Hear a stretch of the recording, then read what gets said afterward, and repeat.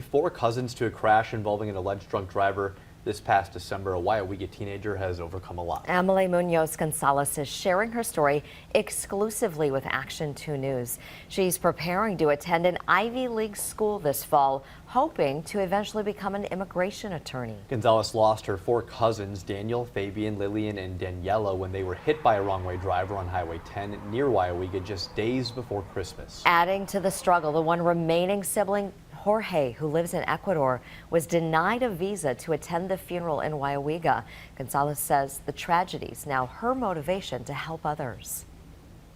That has really pushed me even further to become an immigration lawyer, because I know that there's so many other people just like Jorge that are dealing with stuff like these, and they're just denied the right to come here, especially when they have good intentions and they have a good reason to come here.